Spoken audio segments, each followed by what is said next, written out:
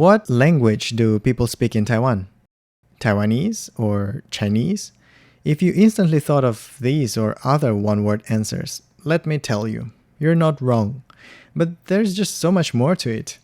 Taiwan's linguistic diversity will blow your mind. It did mine when I first visited this beautiful place several years ago.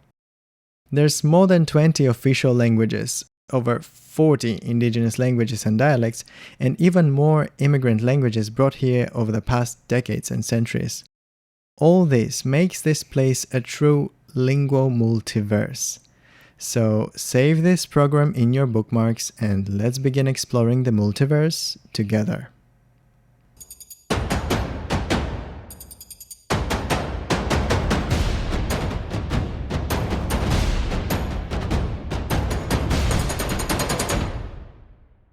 Hi, and welcome to In Taiwan We Speak, your audio guide to Taiwan's mind-blowing linguistic diversity. I am your host, Alexander Shin. In this brand new podcast, we will take a deep look at the rich linguistic heritage of Taiwan, guided here in our studio by people who speak and study these languages. Together we will unpack each language's unique linguistic features and literary traditions, explore personal stories and identities, and address crucial social issues such as assimilation, language loss, revitalization, education, and linguistic rights. I hope that the insights and perspectives shared by our guests on this show will help you and myself better understand each of the language communities living here. Whether you live in Taiwan or on the other edge of the world, whether you are a language learner or just a curious listener, I hope you will enjoy this journey of discovery and appreciation for the island nation's diverse cultural canvas.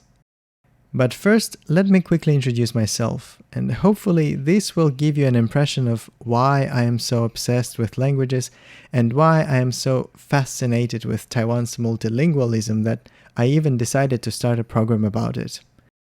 First of all, I am not Taiwanese. I am Korean Ukrainian. And in my time free from hosting this show, I am the chief editor of Radio Taiwan International's Ukrainian language service. Coming from a small and rural diasporic community within a European country, my relationship with language has both challenged me and confused me for most of my life.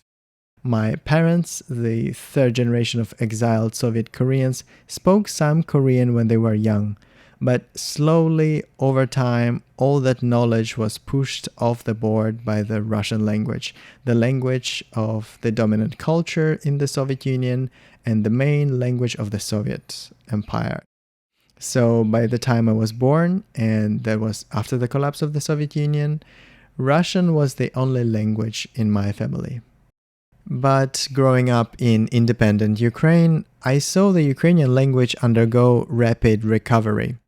Soon it became my main language, followed by English, which I'm still struggling with, to be honest. But there's always been a linguistic void inside of me. I remember as a teenager in a summer camp in Ukraine, I was always ashamed to admit that I could not speak Korean.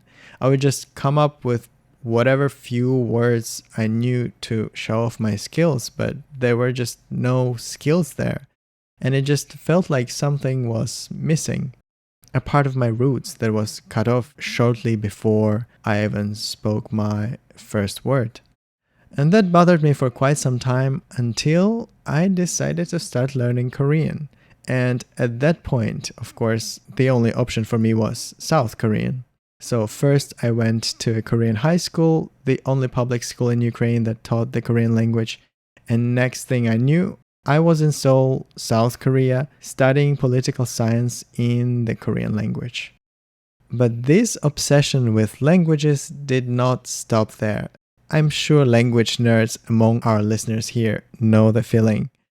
I was constantly hungry for more language, and the more challenging their grammar, the quirkier their syntax, the more jaw-twisting the phonetics, the more I wanted to learn them. So I started with Spanish. That pretty much became my second major in the uni. And once I realized that I could take any course for no additional price, it just got ridiculous. I did a semester of Latin, Biblical Hebrew, Egyptian Arabic, all while self-teaching myself Polish and Estonian languages.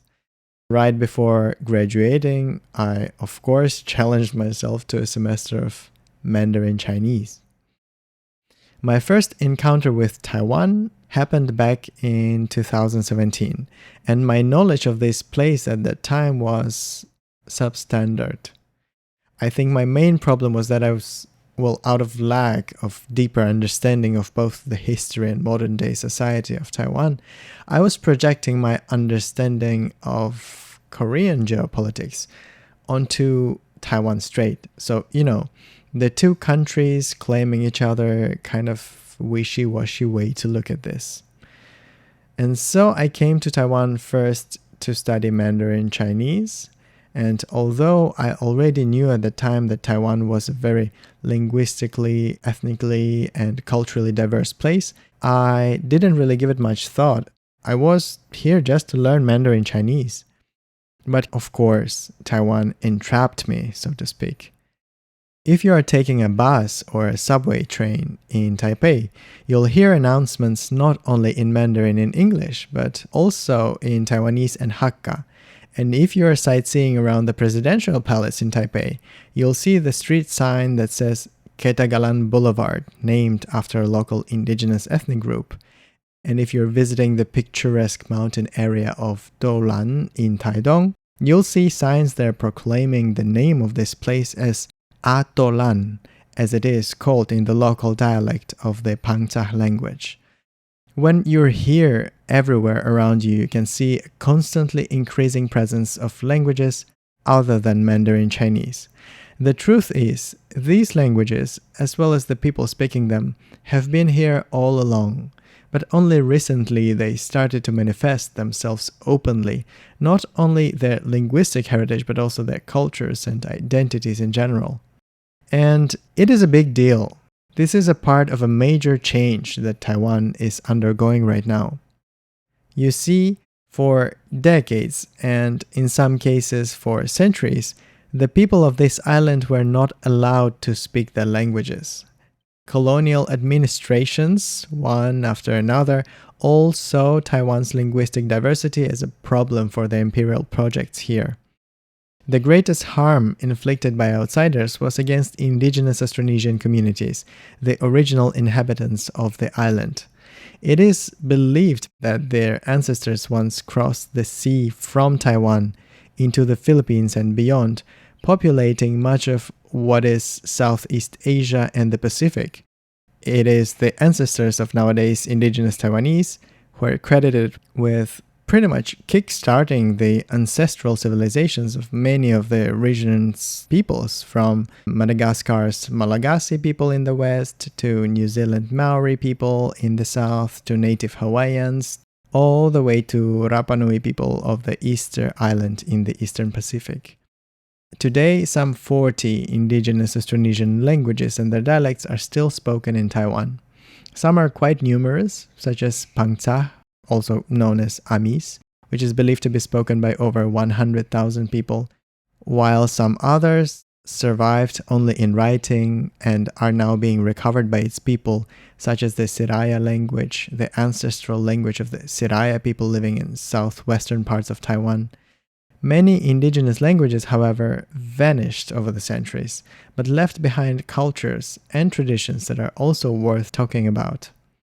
But even non-indigenous Sinitic languages such as Taiwanese and Hakka that were brought to Taiwan throughout the past centuries have been subjected to harsh limitations. That happened even despite them being, at some point, the most widely spoken languages in Taiwan.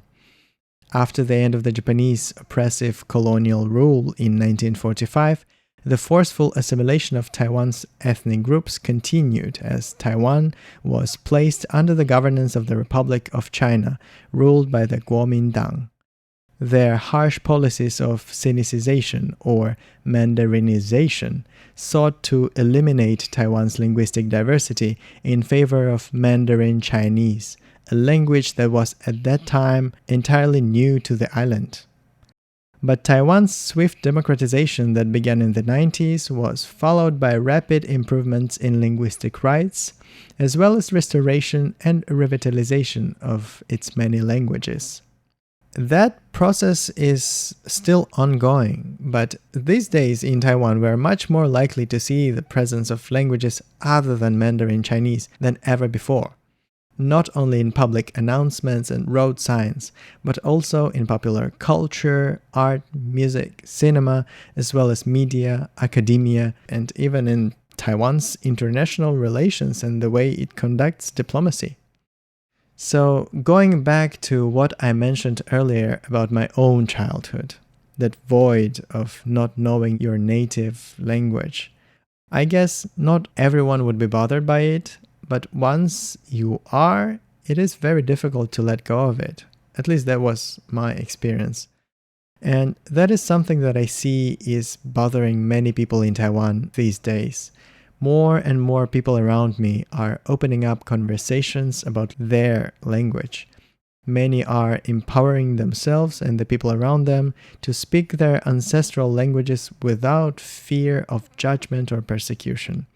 Many are going back to learning what used to be essentially theirs. And sadly, too many make it their life's mission to recover what was believed to be long lost. And I should say it is under the inspiration from these people's work that I started learning more about Taiwan's linguistic diversity.